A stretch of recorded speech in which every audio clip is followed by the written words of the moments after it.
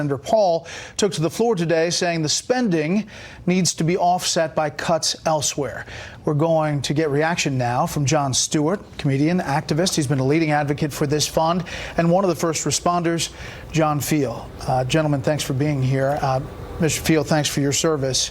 I just want to get your reaction first to this news today and kind of what you're thinking. Well, thank you for having us, and you guys have been generous with your time at Fox telling our story, so thank you. Listen, we're not surprised by Senator Lee and Paul. This is their MO.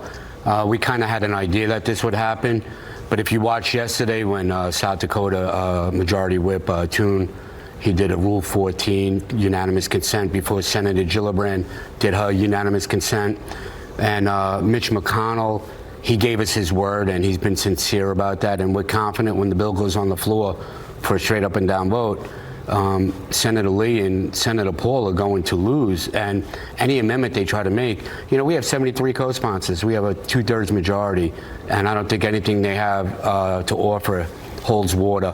But, you know, let's get to, Rand Paul got $580,000 for broken ribs. We get $250,000 for cancer.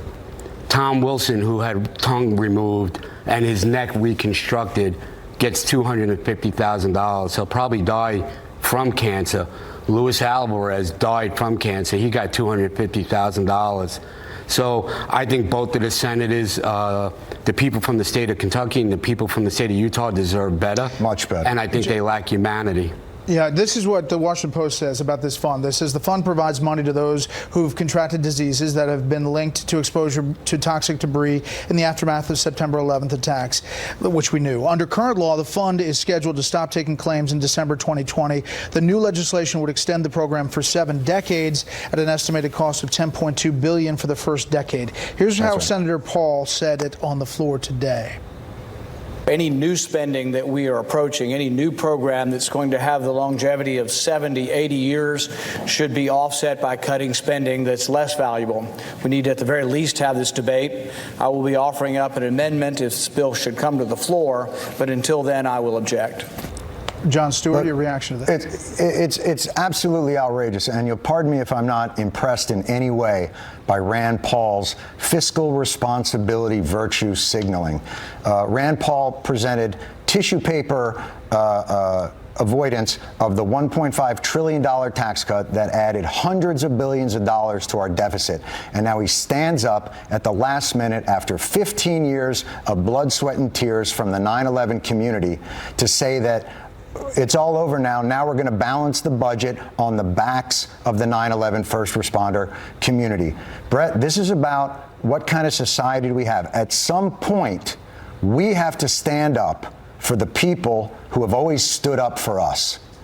And at this moment in time, maybe cannot stand up for themselves due to their illnesses and their injuries. And what Rand Paul did today on the Senate was outrageous. He is a guy that put us in hundreds of billions of dollars of debt. He was the 51st vote on that cut.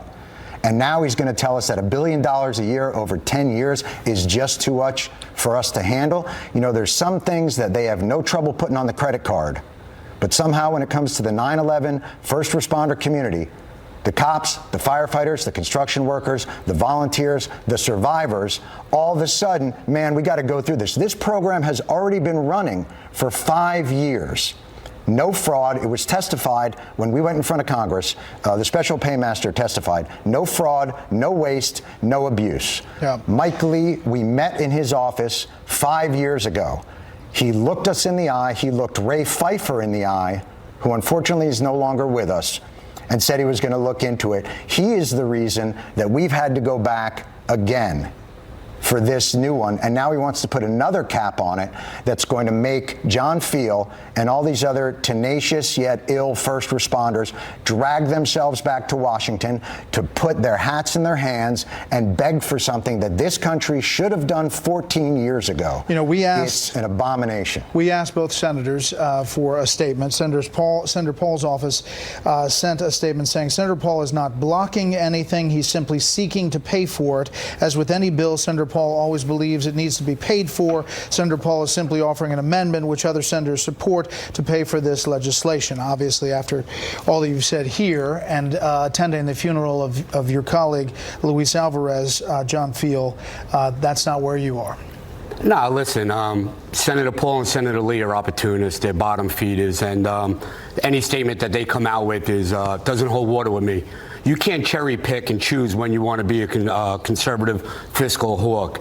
That's just insulting to our intelligence, and shame on them. They lack humanity, they lack leadership, and they just do this because, listen, Ted Cruz, Rand Paul, Mike Lee, even their own colleagues don't like them. We don't like them. And when we get this bill passed, then we beat them again. And we're going to walk out and we're going to hold our chins up high and our chest out, and we're going to say we beat Rand Paul and Mike Lee. You know, we met Mike Lee a couple months ago, his staff. They promised, they swore up and down that they were not going to get in the way of this. Mike Lee, you're a liar. But the other thing, too, Brett, is to remember, at what point, this is either necessary or it's not. And everybody agrees that it's necessary. So we're either doing this or we're not. There's either a need or it's not. Your budgetary priorities are either moved by a moral compass or they're not. And this is an outrageous place for them to take a stand and cause, once again, pain and heartache and suffering within a community that has felt so much of that over these past few years and is going to be suffering more. And Brett, you know, this is what people see as a major defeat today, is a minor setback, and it's just going to propel us to a bigger win. And we're confident that after meeting with Mitch McConnell, that he's kept his word and he's working diligently to get this bill on the floor for a straight up and down vote. And that's what we always wanted. The unanimous consent was easy, but we want a straight up and down vote because we didn't get it in 2010, we didn't get it in 2015, right. And we want to walk out watching the fruition of our work come to an end. It's the same song and dance they've given us for 14 years now. This program has proven itself. It has shown itself to be faithful to the statute. It has shown itself to be fair to the claimant, and it has shown itself to be respectful of the taxpayers. And that's all we can ask of a program. But most importantly, it brings just a moment's peace to a community that has suffered and continues to suffer. John Stewart, because of their heroism. John Stewart and John Fiel. Again, John Fiel, thank you for your service. We'll continue to follow it. Thanks for coming on. Thank you for having us. This is a Fox News alert. The